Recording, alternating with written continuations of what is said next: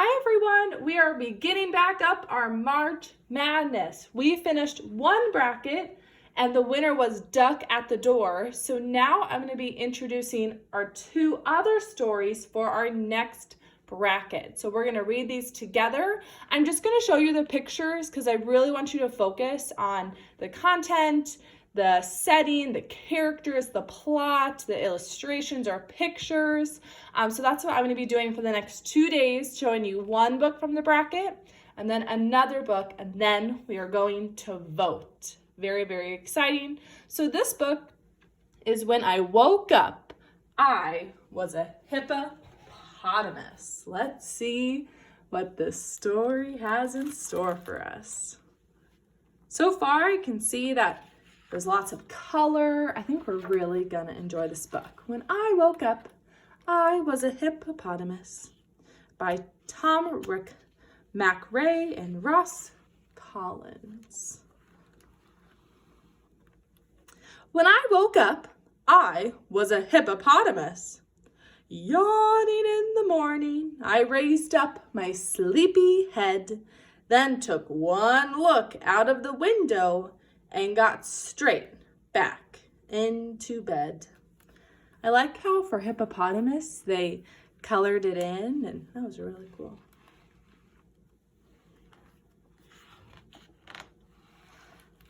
Get up, said Mom, or you'll be late. But hippos in their sludge don't get up in the morning, and so I didn't budge. Look, his eyes kind of peeking right there. At breakfast, I was a robot.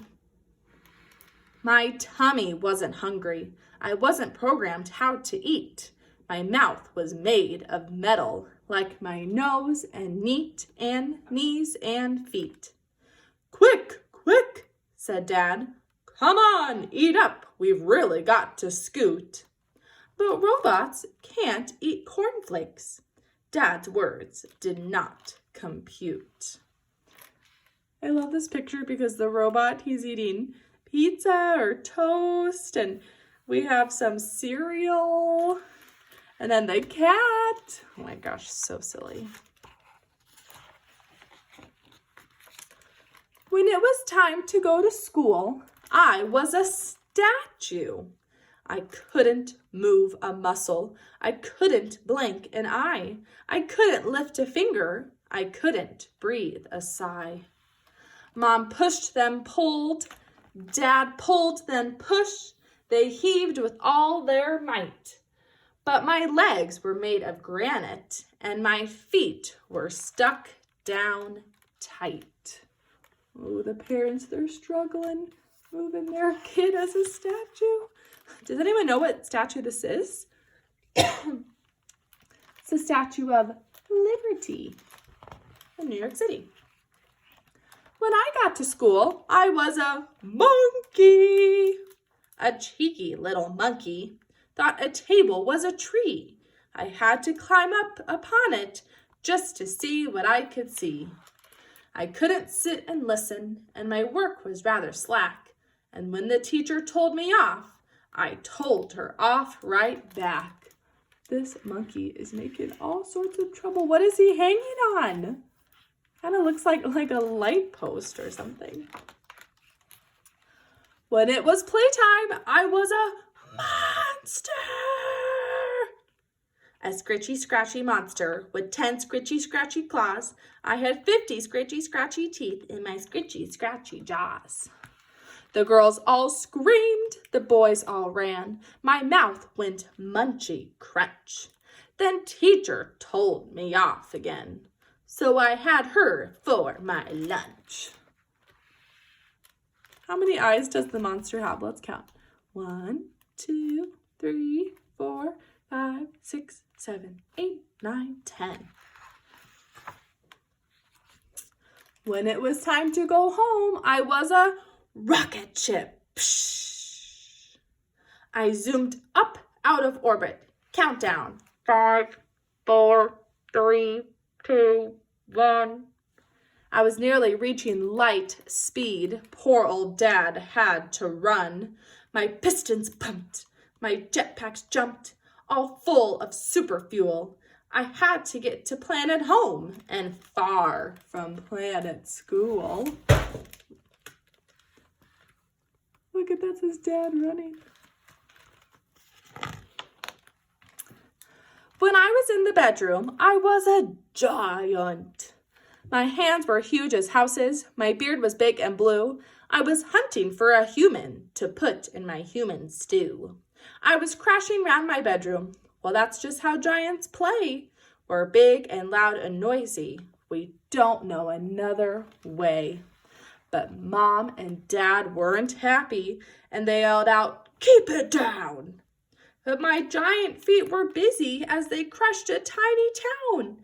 "That's it," cried Mom and Dad. "You're louder than 10 boys." And they stomped upstairs to tell me off for making so much noise. When Mom and Dad came in, they were dragons.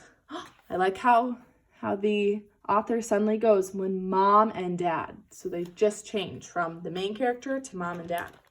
They snarled and growled and stamped and hollered and nearly broke the door. Their wings caught in the curtains and their tails scratched on the floor.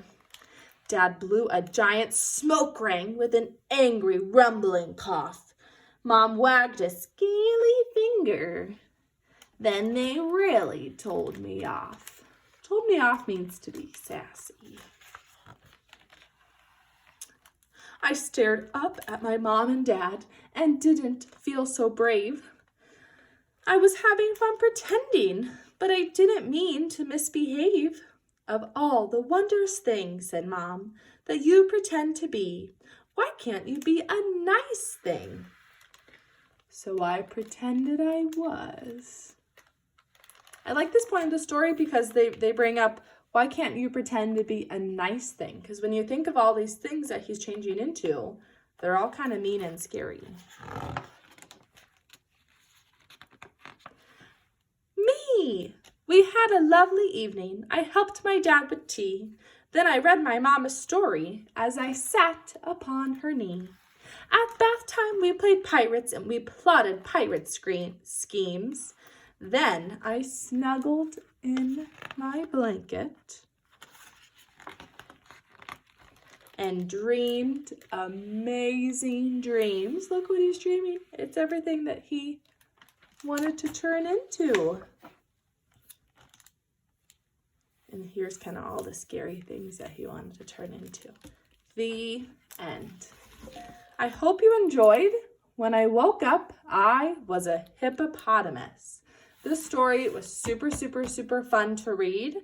I suggest that in the next link that you do an activity with me based off of our story, when I woke up, I was a hippopotamus.